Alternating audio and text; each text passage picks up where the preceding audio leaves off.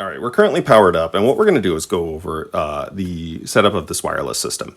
Now, this is not as much of an issue when you're indoors. There's less interference indoors in, say, like a winter percussion. But in a field show situation where you're outdoors, there's a lot more wireless signals in the air. TV stations you have to contend with. So we're going to get into frequencies that you might do when you get to an outdoor venue. This is something we do at every single event. We try and document the channels that have worked in that location, but we'll still talk about a little bit of some of the gotchas with that.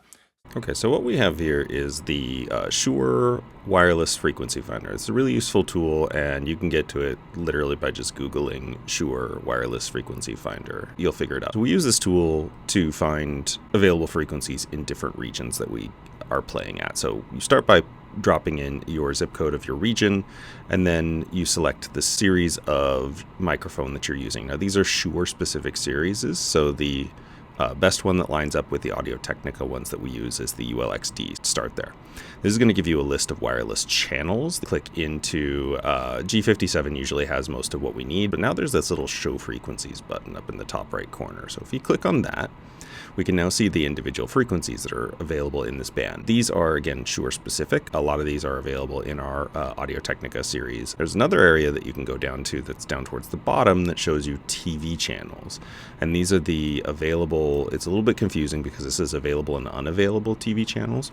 This is actually kind of the inverse of each other. So the available TV channels are actually talking about the available frequencies typically used for TVs that aren't currently in use in this space. So with this, what you do is find a frequency for each of the body packs that you're going to use, and then write those frequencies down, and we will go to configure the body packs themselves. So right now we see that all four of these show a circle with a line through it. There's no body packs turned on. I'm going to open up the front and hit the on switch. And now you're going to see Y1 start showing bars here. The red light is showing on here because this is currently on mute. We're going to actually change that functionality. Band members can't accidentally bump that over and mess up a solo. I'm just going to set this up here for a moment. I'm going to bring you in a little bit closer, and we're going to talk about this multifunction dial and specifically setting up a wireless station. Okay, so now let's say we've got a frequency that we know is going to work. So we can see the frequency displayed here, the multifunction button here, and just give it a push, and it's going to give us a menu that's going to pop up. It's going to start on frequency. So we're going to select frequency. Because we're looking at raw frequencies, it's just going to be easier to do manual. So let's go to manual, and now it gives us the frequency setting. So we had chosen 471,150. Okay, so we're going to push that button again, and it's going to say stored. We're just going to push the back button, and the back button again to take us to the home. This unit, the body pack unit, is still set to the old frequency. So we have to change that. We have to set it up so that these two are talking to each other, like an infrared sync through this window on the back. So make sure that's clean. From here, you're going to push and hold the multifunction knob, and it's going to pop up with this screen. We're going to push sync, and then on the body pack, we're going to push this sync button right here, and it's going to say sync standby. Hold it by that, and see it says done.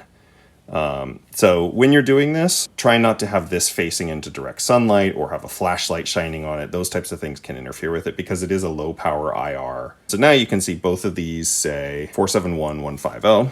And if we go back, you can see that now we're showing a connection from the body pack again. What we'll generally try to do is set these up and find a clear channel, different outdoor venues. For big events like Hillsborough, where you have like a very large number of bands, there's going to be multiple bands using wireless here. So what you want to do is find a frequency, then set it up and leave the body pack off. If you see signals showing up on this RF antenna areas, that means someone else is using that channel as well. So you want to try and find channels that are devoid of other people if possible. If you can't, just try and do the best you can to get something that's relatively clean.